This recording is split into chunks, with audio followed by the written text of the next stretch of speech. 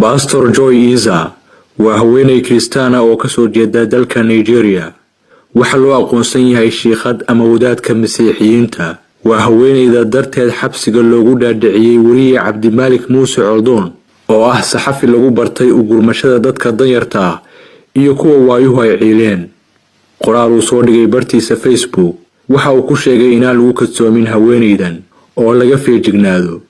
waxa uu ku eedeeyay inay magaalada Hargeysa ku faafiso diinta Kiristaanka, taasoo keentay in saacado kadib ciidamada booliisku ay xabsiga u taxaabaan. waxay maamulo ka tahay dugsiga Abaarso iyo jaamacadda gabdhaha ee Barwaaqo oo ku taal deegaanka Balliga Cas oo jihada waqooyi ka xigta magaalada Hargeysa ee caasimadda maamulka Somaliland.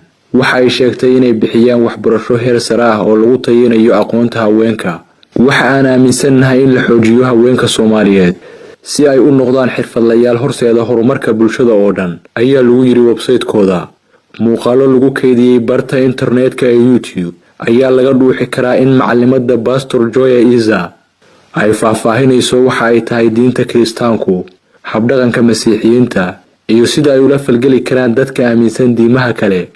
duruusta wajigooda koobaad waxaan diiradda ku saarayaa dugsi waxbarasho oo haweenka Soomaaliyeed ka dhigi doona hogaamiyayaal la hubo, kuwaas oo markaasi kadib u sii gudbinaya inay jiilka soo socda ee dhalinyarada Soomaaliyeed baraan dalka oo dhan, ayaa lagu yiri qoraal ka soo baxay jaamacadda. ilaa iyo hadda ma jiraan cadeymo muuqda oo banaanka soo dhigay in jaamacadda Barwaaqo lagu faafiyo diimo wax u dhimaya Islaamka. waxaase jira walaac ay qabaan taariikhyahanada iyo wariyaasha waxbaara oo soo ogaaday in shakhsiyaad faafiya diinta Kiristaanku ay macallimiin ka yihiin dugsiga Abaarso iyo jaamacadda Barwaaqo oo ku yaal magaalada Hargeysa.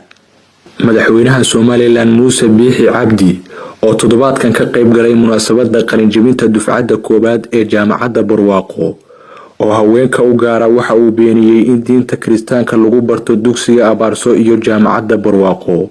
waxaana uu yiri, Somaliland haddaynu nahay waxaynu u baahannahay in mushaakilka ina haysta qaarkood la isla fahmo.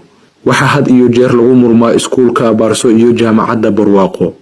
dad badan oo aan fahansanayn ama jibadooda darsin waxa ka socda ama cadow u ah Islaamka ayaa waxa ay fidiyaan warar aanay hubin waxa ay yihiin. taasi waxay ugu kaliftay inaan tago dugsiga Abaarso oo shaqaynaya anigoo keligay ah oo aan cidina ila socon oo gaari yar wata si aan u ogaado waxa ka socda. waxaana soo taabtay in iskuulkaas ay ka socdaan wax qarankeenu u baahan yahay, Islaamkuna uu u baahan yahay. Asiya Faarax Cumar oo ah xaaska Samafale Cabdimalik Muuse Coldoon ayaa barteeda Facebook waxa ay ku sheegtay in ninkeeda oo dhaawaca loo dhaadhiciyay xabsigii horey loogu hayn jiray oo ku yaala magaalada Hargeysa. Somaliland ayaa sanad iyo 2 bilood xabsi ku haysay Cabdimalik Muuse Coldoon, waxaana lagu eedeeyay inuu faafiyay in dugsiga Abaarso ardayda ku jira la baro sida ay isugu galmoodaan dadka aan isku jinsiga ahayn iyo in dugsigaasi lagu barto diin aan ahayn Islaamka, taasoo keentay in maxkamaddu ay ku rido xukun 3 sano iyo bar ah.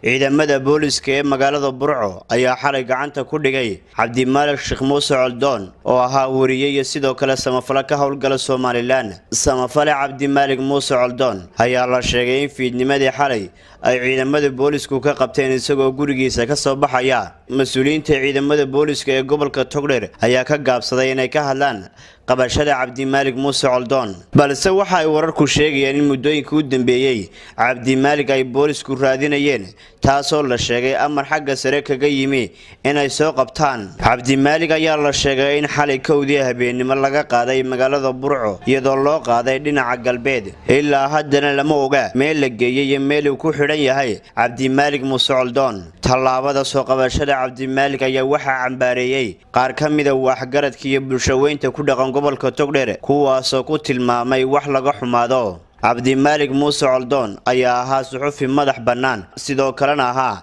samafale u gargaara dadka tabaalaysan. geesta kale ilaa hadda ma cadda si dhabana looma oga sababta ay boolisku u qabteen ama waxa uu galay ee lagu eedeynaya Cabdimalik Muuse Coldoon.